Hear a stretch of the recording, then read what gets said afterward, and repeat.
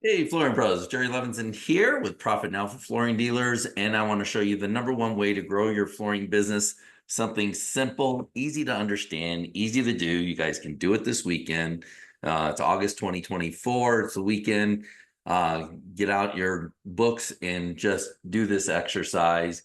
I guarantee you will increase business if you do this one very simple thing. All right, and that's to keep score. Keep score of the game. I'm going to show you how to do that. If you're not keeping score, it's only practice. So keeping score of the game, it's so important. I know people that will tell you how they're doing, and that's based on a feeling. It's based on how much money do I have in my account.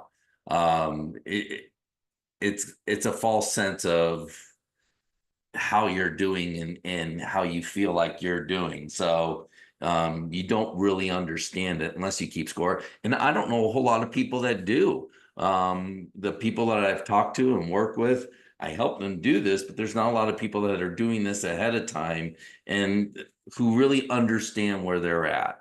So you might be doing fantastic and not realize it, or you're doing really bad, but it feels like, hey, everything's being paid, but maybe there's something going on that you don't understand. So it'll catch up with you real quick.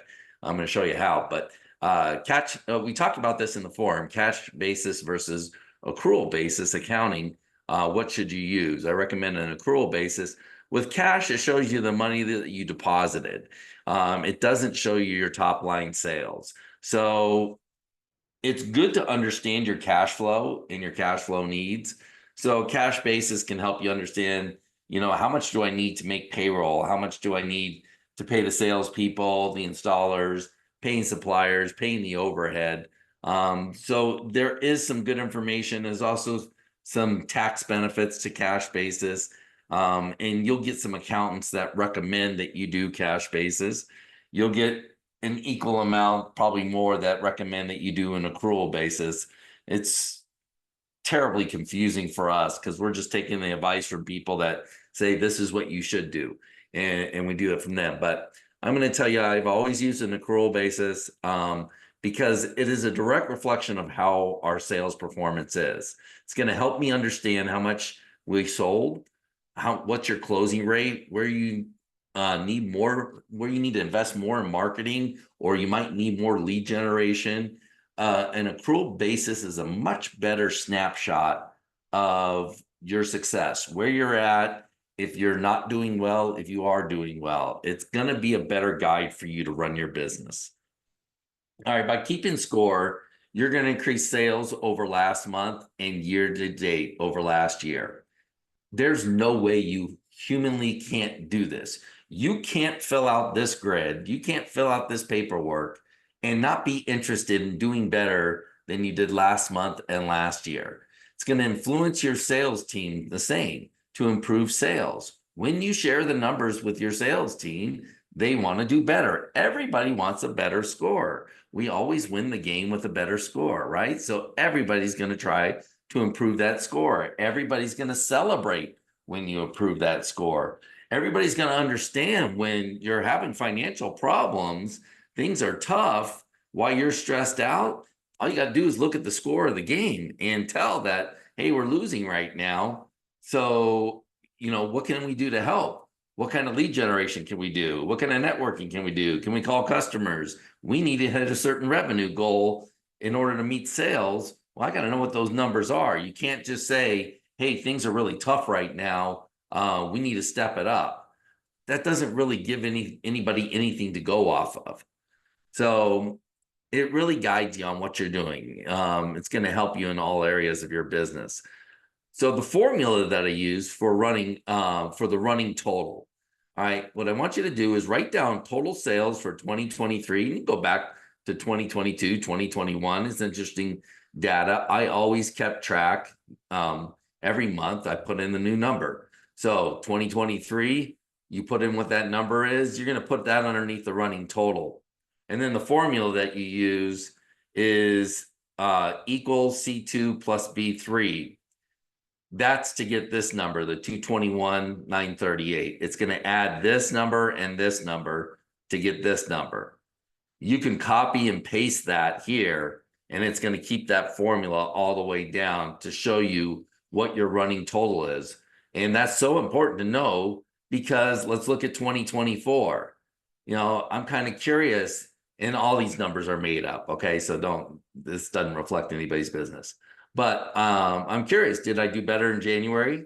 Did I do better in February? March? I had a bad month here in April, and you could see why, man, I'm stressed out. I'm having trouble paying suppliers. Things are really tough. I need to ramp things up. We need to do a better job closing. It really gives you a good snapshot as to why things were difficult in April. But you can also tell how I was doing this year compared to last year. And one of the most fascinating things to me, if you're trying to grow your business at a 30% clip, which is what we try to help our clients do, is grow your business 30 to 35% annually. I want to know when you're hitting this number, which is when do you hit the same number that you sold last year. So it's exciting once you surpass last year's number. I mean, if you do it in July, August, that's kind of cool, because everything else is, man, we're having a great year. We already surpassed last year's number. Everybody gets really excited about that. And you wouldn't believe how many people just don't know. And again, I'm working with somebody that's going off a cash basis.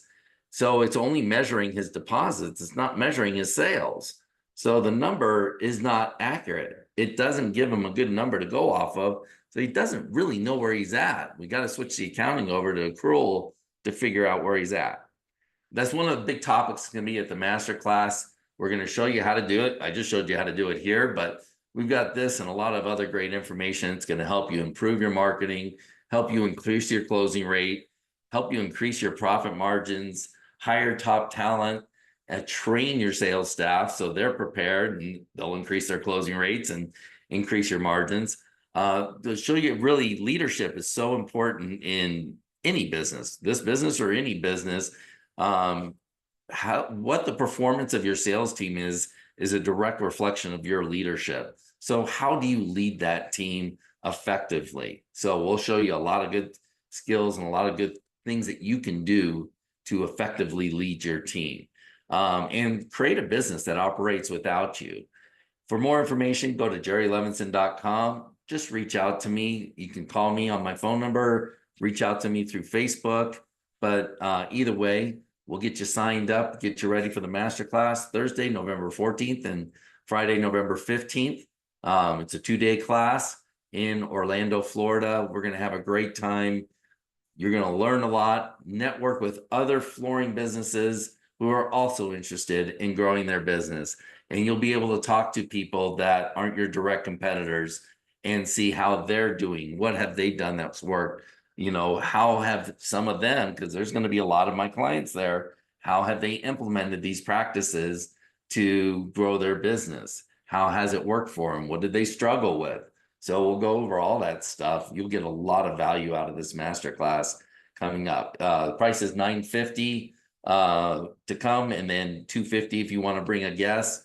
Sign up early and your guest comes free, or you get a $200 discount if you're not bringing a guest. All right, guys, look forward to seeing you on the other side at the masterclass in Orlando, Florida, November 14th and 15th. We'll see you there.